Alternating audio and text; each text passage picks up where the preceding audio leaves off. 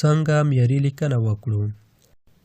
دا چې د لیکلو وړتیا یو الهي نعمت دی چې خپلو بندګانو ته یې ډالۍ کړی دی.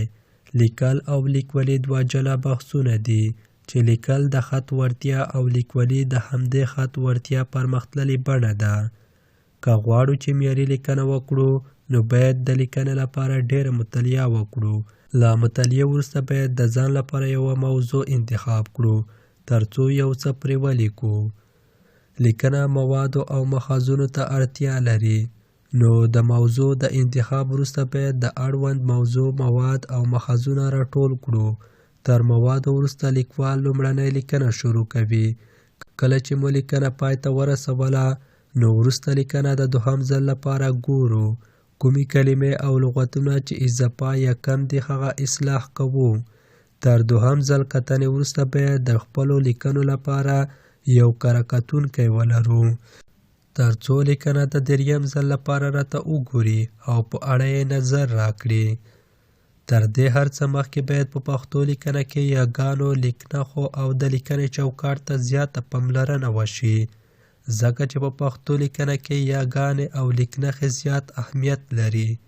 د غلطیو مخنیوی کوي او 15 واړه یاګانې او لیکنښې بیل بیل د استعمال ځایونه لري. که سمې وکارول شي نو د متن د ویلو په وخت کې اساني او هوسايي رامنځته کوي. همدارنګه د لیکنې چوکاټ هم د ویونکي سره د لیکنې په ویلو کې مرسته کوي. د معیاري لیکنې ځانګړتیاوې. د معیاري لیکنې ځانګړتیاوې موږ په دوو برخو ویشو. لومړی د مفهوم او محتوا له مخې. لیکنه باید لوستونکي له خپلو مسؤلیتونو خبر کړي.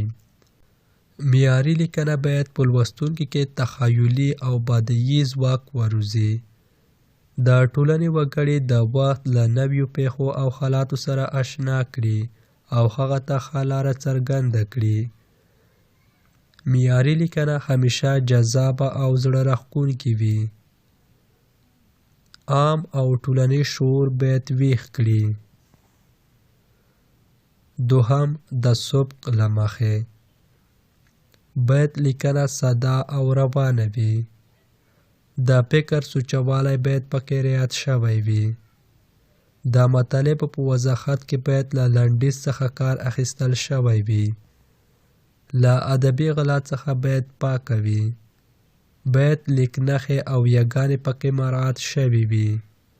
له نااشنا کلمو څخه باید پکې استفاده نه وي شوي. ګرامر باید پکې مراعات شوی وي. نظم یې باید له اوله تر اخره پورې سم وي. املا یې باید سمه وي.